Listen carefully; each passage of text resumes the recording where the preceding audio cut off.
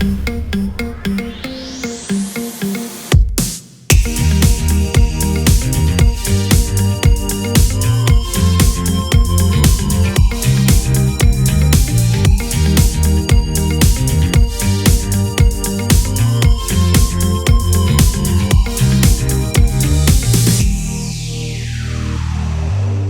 à tous, bienvenue, nous sommes ravis de vous accueillir pour ce track dédié à l'agilité et au processus de la fonction finance.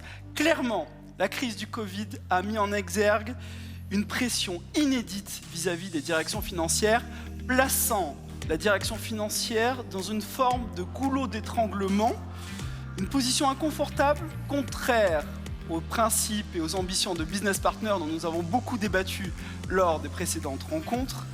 Alors, ce débat d'aujourd'hui, passionnant, vise à la fois à comprendre pourquoi et à se demander si les processus parfois structurés, organisés, régaliens de la fonction finance sont toujours adaptés à ce monde incertain, à ce monde d'incertitude et à cette aspiration de finance en temps réel, de finance agile. Alors nous, les demandes qui ont été formulées au moment où la crise a démarré mi-mars, on va dire, c'est vous faites comme d'habitude, une clôture tous les mois, vous reforecastez l'année comme d'habitude, on ne change rien et vous nous expliquez tout ce qui se passe. Donc évidemment, la vraie vie, quand on est business CFO, c'est un peu différent, puisqu'on s'est retrouvé finalement avec des gens qui travaillaient tous de chez eux. Ouais. En plus, à temps plus que partiel, puisqu'on était et on est toujours en activité partielle pour faire face à la crise. Donc on a décidé de se focaliser en premier lieu sur tout ce qui était la trésorerie, puisque c'était le nerf de la guerre pour une activité comme la nôtre, l'aérien, extrêmement touché par la crise et qui est toujours dans une situation critique. Le cash était la priorité. Voilà, cash is king. C'était le mot d'ordre dans l'entreprise et ça l'est toujours. Donc notre enjeu, c'était effectivement gérer le cash au mieux, donc réduire tous les coûts qui pouvaient être réduits le plus rapidement possible, donc mettre en place immédiatement l'activité partielle partout où on pouvait la mettre. Rendre, par exemple, moi dans mon activité, c'est la partie maintenance des avions, donc on loue par exemple des moteurs, donc l'objectif c'était de rendre au maximum les moteurs qu'on n'utilisait pas alors qu'on était toujours en cours de contrat, donc rompre des relations contractuelles tout en conservant des bonnes relations avec nos fournisseurs. Donc pression sur les prévisions d'atterrissage pour pouvoir prendre des décisions un peu plus en temps réel. Oui, sachant qu'on est toujours sur la pression d'arriver à forecaster notre fin d'année et à établir notre budget. Mais qu'on ne voit pas la fin de la crise sanitaire. Donc aujourd'hui, faire des prévisions alors qu'on ne sait pas quand ça va s'arrêter et quand ça va redémarrer pour nous, c'est-à-dire ouverture des frontières et que les gens remontent dans les avions et n'aient pas peur de se retrouver bloqués à des milliers de kilomètres de chez eux, on n'est pas encore là. C'est pour ça que j'ai volontairement pas dit post-Covid, tel qu'on pouvait l'imaginer. Florence, chez Butagaz, comment ça s'est passé ? Alors nous, au sein du groupe, c'était très différent parce que c'était absolument pas comme d'habitude. En fait, passer, on va dire, le choc ou la violence du choc, il a fallu très très vite se reconcentrer, remobiliser notre énergie, et ça pour deux raisons. La première, c'est que nous, l'activité continuait. Il fallait continuer à servir l'ensemble de nos clients sur toutes nos activités. Et la deuxième, c'est qu'on a la chance dans ce groupe de faire une clôture annuelle au 31 mars. Ah, donc 15 jours après je vous laisse le confinement. Imaginer l'activité intense au sein de la direction financière. Et donc ceci a été possible en réagissant et en s'adaptant pour pouvoir être capable de remonter à notre groupe une clôture en temps et en heure. Ce que l'on a fait. Grâce à quoi, selon toi ? Alors, la clé principale pour moi, ça a été la préparation, l'anticipation et la préparation. Comment on arrive à se préparer à cette telle crise ? Alors, je pense qu'on a une grande chance au sein du groupe, c'est que la sécurité, quelle qu'elle soit, gestion des risques ou activité, fait partie de notre ADN au sein du groupe Butagaz et de l'actionnaire. Donc, ça nous a beaucoup aidé. Continuité d'activité chez Butagaz. On peut imaginer que ça fait partie de l'ADN. Exactement, donc ça, y compris au sein des activités financières. Et la deuxième chose, c'est qu'on s'était aussi bien préparé au niveau financier en ayant pu anticiper les choses quelques semaines avant, en imaginant, on va dire, des scénarios un peu worst case et qui se sont produits. Voilà. Bon, on enchaîne sur la communication. Séverine, quoi communiquer ? Quels sont les chiffres que l'on peut communiquer en pleine période de crise, lorsque l'incertitude est omniprésente? Donc moi, je communique. Donc notre indicateur clé, c'est les bits. Ouais.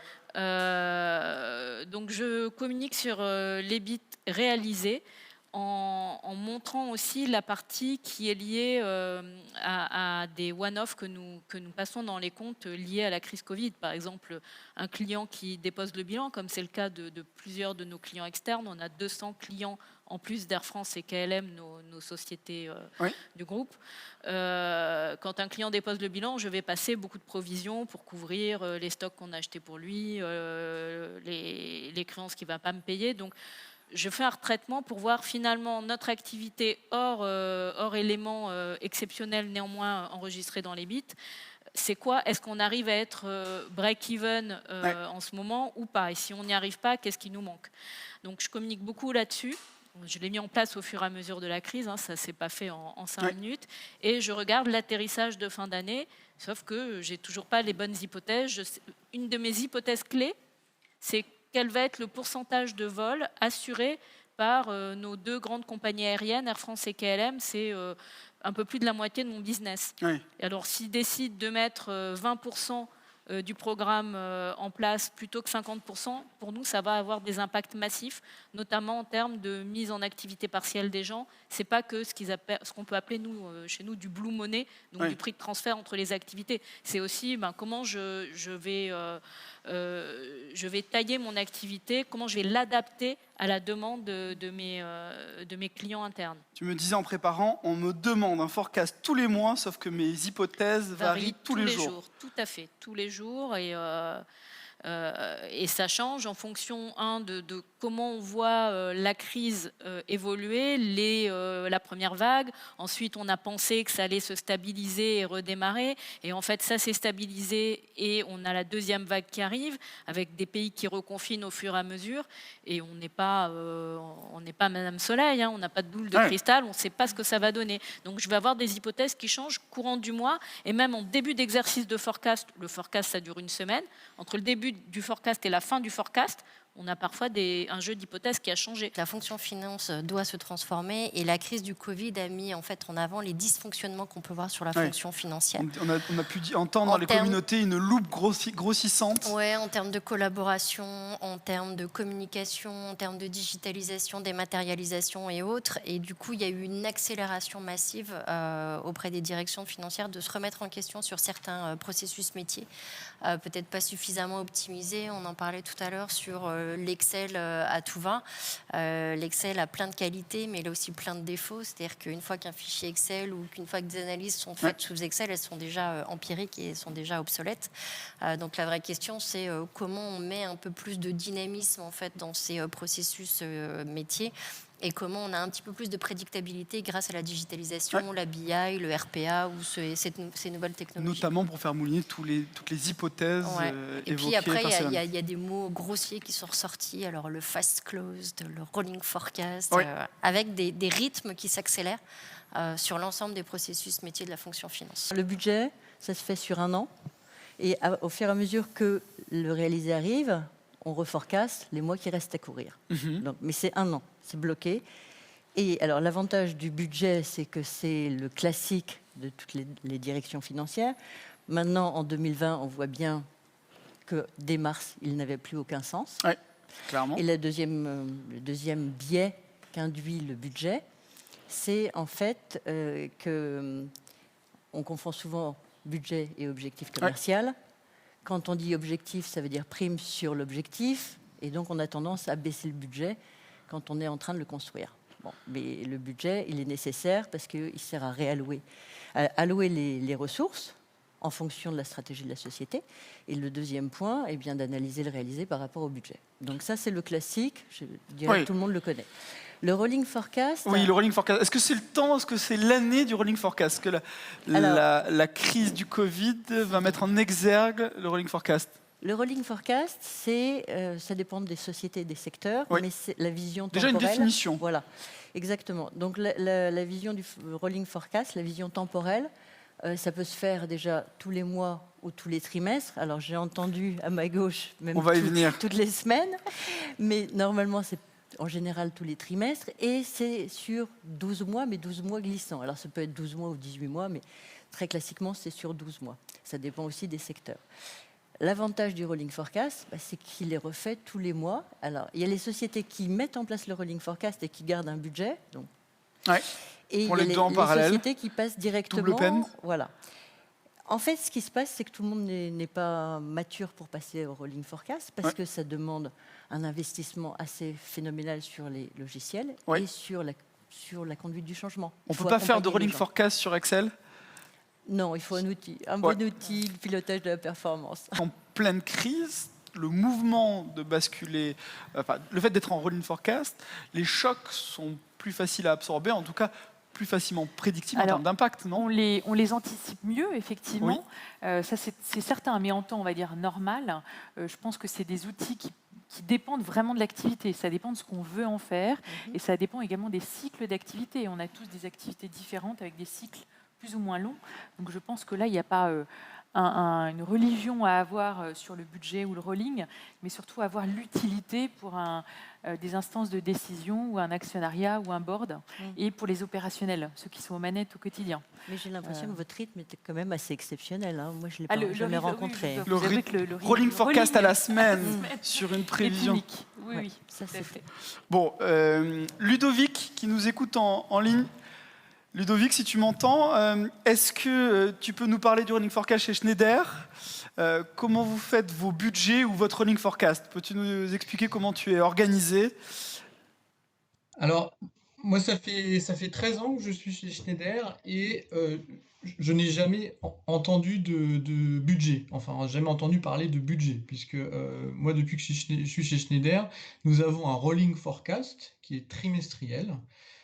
Et qui est un processus donc, de bottom-up qui est fait à partir des informations collectées par les équipes commerciales au niveau le plus fin, donc dans les pays, avec leurs clients, et ensuite qui est consolidé à la maille zone et puis ensuite à la maille qu'on appelle opération pour vraiment donner la vision du business, une vision qui est actualisée donc tous les 3 mois. Et ce qui est important, c'est que c'est vraiment une vision bottom-up, alors que quand j'entends parler de budget, j'ai l'impression que c'est plus des négociations qui vont dans les deux sens en fait. Et nous, la partie top-down, c'est plutôt la partie d'objectif qu'on appelle le target setting, qui a lieu normalement une fois par an, hein, sauf si vraiment il y a un événement qui fait que ça doit être revu en cours d'année, mais sinon c'est une fois par an. Et justement, le processus de rolling forecast, ça permet de voir quel est l'écart entre la performance, où est-ce que se voit le pays, où est-ce que se voit la zone par rapport à ses targets. Et donc c'est vraiment un outil essentiel de pilotage des coûts, puisque par rapport à où est-ce qu'on se voit en termes de top line, on va pouvoir ajuster ses coûts pour sortir ses objectifs de marge opérationnelle en fin d'année. Mais attends, Ludovic, si je comprends bien, vous faites les deux en parallèle, en fait. Vous avez le rolling forecast trimestriel et un budget annuel qui est plutôt top-down. C'est ça, oui. Alors, est-ce que c'est 2 fois plus consommateur de ressources ? Non, parce que le budget trimestriel, étant donné qu'il est fait tous les 3 mois, il ne prend pas 6 mois à sortir, par définition. Et puis quant au processus budgétaire, étant donné qu'il est top-down, alors certes, il s'appuie sur l'un des 4 rolling forecasts qui est sorti pendant l'année. Certes, il fait l'objet de quelques discussions, mais c'est très bref tout ça par rapport à un processus budgétaire qui peut prendre 6 mois dans l'année. Ce sont des processus qui sont beaucoup plus rapides et qui permettent d'être beaucoup plus réactifs aussi, de sentir quand les marchés se retournent, de sentir quand il y a un problème ou quand au contraire la croissance est supérieure à ce qu'on attendait. Ça permet de pas simplement se dire bon je suis en ligne avec mes objectifs, et ça permet de se dire non, cette année je vais pouvoir sortir plus de chiffre d'affaires que mes objectifs et du coup je vais peut-être pouvoir investir plus dans tel ou tel marché. Nous, le rolling forecast, on le voit beaucoup sur des entreprises qui sont effectivement comme Schneider, multi-activités, multi-pays, multi-zones géographiques et qui du coup à un moment donné ont besoin d'avoir une prédictabilité sur leur business et de se dire est-ce que la stratégie qu'on avait définie au départ, elle se retrouve dans les résultats qu'on a. Et du coup, en fait, ce rolling forecast permet vraiment de s'ajuster le plus rapidement possible en fonction des différents atterrissages. Ludovic, Peux-tu nous dire comment concrètement gagner en agilité? Quelles sont les 2-3 recommandations clés que tu peux livrer à ceux qui nous écoutent? Oui, donc pour gagner encore en agilité, un projet qu'on a chez Schneider, c'est la mise en place d'un EPM. Ce que ça nous permettra de faire, c'est que plutôt que de rester avec un rythme de rolling forecast trimestriel, on pourra faire une mise à jour tous les mois en remplaçant donc le premier mois du trimestre, en remplaçant ce forecast par le réel et en demandant donc aux différents interlocuteurs, que ce soit dans les pays, les régions, etc., de modifier simplement à la marge dans l'outil le reste du trimestre, voire des périodes suivantes, et sachant que l'outil EPM va, lui, prendre en compte donc automatiquement le réel, et donc va remplacer les mois qui étaient forecastés par les mois au réel. Donc effectivement, ça nous permet de ne pas attendre le prochain exercice de rolling forecast pour mettre à jour nos prévisions. Merci Ludovic. Florence, si tu veux. Ouais. Ta recommandation auprès de ceux qui nous écoutent? Oui. Je pense que la première chose sur l'agilité, qui est un peu le mot que tout le monde a à la bouche depuis maintenant quelques mois, voire années, c'est un état d'esprit. Et l'état d'esprit du financier qui doit être agile, ça veut dire réactif et s'adapter. Et on en a tous eu l'occasion de s'exercer en situation réelle avec la Covid. Donc pour moi, c'est cette capacité d'adaptation. Ensuite, deuxième chose, il faut vraiment faire confiance à l'intelligence collective. Et quand je dis ça, c'est vraiment pouvoir imaginer, construire, co-construire avec les équipes des projets qui permettent d'améliorer soit la performance, soit d'améliorer la rapidité dans des processus. Par exemple, ce fameux fast close dont vous parliez. Et ben voilà, comment est-ce qu'on peut faire pour améliorer, réduire mes délais. Et donc, je dirais que pour moi, le construire ensemble avec l'ensemble des équipes parties prenantes de la chaîne aide. Ça, je dirais que c'est pour moi le deuxième. Ta deuxième recommandation. Oui, recours, très clairement. Ok. On continue, Kingé. Et du coup, en corollaire de ce que dit Florence, le collaboratif. C'est vrai que je pense que le confinement, la crise, a mis en lumière effectivement la capacité finalement de la direction financière à travailler autrement qu'avec les gens de la direction financière. Donc, alors, moi, dans l'univers bancaire, travailler avec des gens du réglementaire, travailler avec les gens du risque, travailler avec les gens de l'IT. Donc, je pense que dans d'autres secteurs, c'est aussi la finance, une capacité à collaborer avec le commercial, le marketing pas toujours évident quand même. Ou les ressources humaines. C'est pas évident en temps normal, et finalement, par la force des choses, lors du confinement, ça a fait sauter quelques verrous. La méthode agile, finalement, ça revient à découper le projet en ce qu'on appelle des sprints, qu'on mette effectivement toutes les parties prenantes autour du métier jusqu'à l'IT autour de la table, pour travailler sur des fonctionnalités très courtes. Les fameux morning briefings. Diane, tu disais qu'il ne faut pas opposer le cycle en V et le mode agile. Non, il ne faut opposer aucune méthode. C'est-à-dire qu'on peut très bien utiliser la méthode classique, l'agile et le lean pour faire un projet. Ce qui est très important, c'est qu'il faut perdre du temps sur 3 points. Donc le premier point, c'est la feuille de route. Il faut perdre du temps. Oui, qu'on perde du temps. Perdre du temps, dis-nous. Tout à fait. Sur quoi il faut perdre du temps? Sur la feuille de route, sur le retour sur investissement qu'on souhaite, sur l'optimisation des processus déjà sur papier. Qu'est-ce qu'on veut faire? Ensuite, le deuxième point sur lequel il faut vraiment insister, c'est embarquer tout le monde. Embarquer la sécurité, l'IT, le métier, le fameux collaboratif, les utilisateurs finaux, les directeurs, etc. Donc ça, il faut embarquer tout le monde. On ne réussit pas un projet dans la discorde. Okay. Ça, c'est le deuxième point. Et le troisième point, c'est qu'il faut éliminer les non-valeurs ajoutées nécessaires, comme la collecte de data. Et ça, il faut le lancer dès le début du projet pour pouvoir automatiser tout ça. D'accord, que ce ne soit plus un sujet, que ce soit... Ça, c'est là où il faut perdre du temps. Là où on peut aller très vite après, c'est dans le développement. Donc, le développement du cœur de l'application et les restitutions et masques de saisie. Ça peut être du ping-pong agile. C'est-à-dire que ça ne sera pas la vraie méthode agile si je parle à des puristes. Mais se dire, je développe, ça te va, je développe, ça te va. Là, c'est bon. À la philosophie agile. Et après, il ne faut pas oublier l'amélioration continue des processus. Le projet est terminé, ça ne veut pas dire qu'on s'arrête là. Ça veut dire qu'on réfléchit toujours à ce qu'on peut faire de mieux après. Florence, est-ce que tu utilises la méthode agile pour les projets de transformation de la fonction finance? Les sprints, Oui. le fait de découper un projet en plusieurs sous-projets ou en tous les cas itérations. Des concepts comme les réunions rapides, hein, les fameux stand-up meetings. Il n'y a Oui. rien de plus efficace parce qu'on Tout le n'aime monde pas être debout. debout Ouais. déjà. On a très envie d'aller se rasseoir. Et ensuite, on va dire plus sur le fond, l'apprentissage, on va dire, et donc le test and learn ou le fameux try, fail, fix Oui. marche quand même très très bien et permet de très vite se remettre en trajectoire sur les projets, quels qu'ils soient, des projets liés au processus, évidemment, ceux liés aux outils ou en termes d'organisation également. Test and learn, Béatrice. Ouais, c'est des méthodes qui sont utilisées dans les startups et qui ont fait leurs preuves. Il y a les méthodes des petits pas aussi, c'est-à-dire à un moment donné, plutôt que d'aller se fixer un objectif gigantesque et puis de se dire ouh là là, ça va être compliqué, se fixer des petits objectifs et puis avancer petit à petit vers la transformation de l'équipe et de l'organisation. Il ne faut pas croire que la méthode agile permet de gagner, diviser par 2 le projet ou gagner 20%. Non, il n'y a pas de miracle, c'est pas moins cher, c'est pas forcément plus rapide.